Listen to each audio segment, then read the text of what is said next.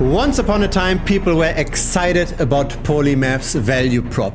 Tokenizing real estate, for example, tokenizing real-world assets. You can buy, for example, London property on the blockchain. It all sounds nice and exciting in a bull market, but unfortunately, we are currently not in a bull market. People are much more concerned about risk. Risk of token dilution, risk of people defrauding others, risk of regulatory scrutiny. Will the SEC allow something like this? As a consequence, the price didn't do too well. It rather tended to decline, with sometimes seeing those short-term spikes up, right? It's very interesting. Those price spikes tend to correlate with trading volume spikes. In other words, when attention is high, the price is high. When attention goes back to normal, the price goes back to normal.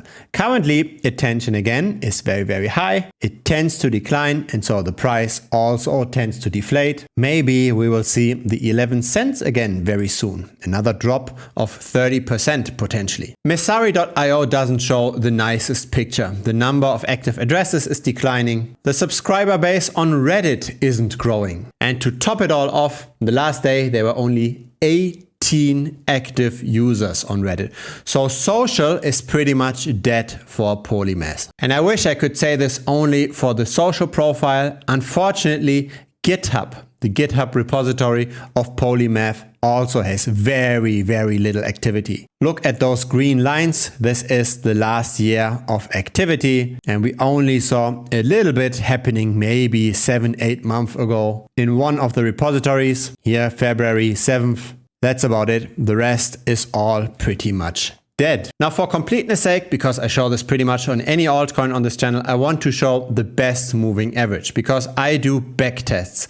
I backtest moving averages and I try to figure out what's the best way to distinguish those positive from the negative moves in any altcoin. I've done the backtest over here as well for the simple and the exponential moving average, and the best simple moving average is the 39-day for Polymath. So that's then how this looks over time. White is the price of Polymath and turquoise is the backtested result. So this is the logarithmic scale, this is the linear scale. So that's then how this looks in the chart. So we would be betting on falling prices whenever the price is below and betting on rising prices whenever it is above. Currently we are bullish, but as said, simply just looking at the trading volume and how there are these regular spikes, I'm not really a fan of getting into Polymath right now. The potential downside is massive. We would only go short or sell the token once we fall below 12.6 cents. And very often we get these random fake outs, right, historically. It's interesting that there are no perpetual futures on this asset. In other words, these spikes are very unlikely short squeezes. They rather look like regular pump and dumps. Maybe somebody is promoting this somewhere because it is a relatively tight asset. The market cap is 150 million. But yeah, if history is any indication, it's rather scary to get into something like this. I like to get into projects with a lot of activity where there's new developments regularly. That's not what I'm seeing with Polymaths. But if you're seeing something that I'm missing, feel free to simply comment this down below. Don't fall victim to bad crypto investments. Instead, join our Telegram. Link is down below.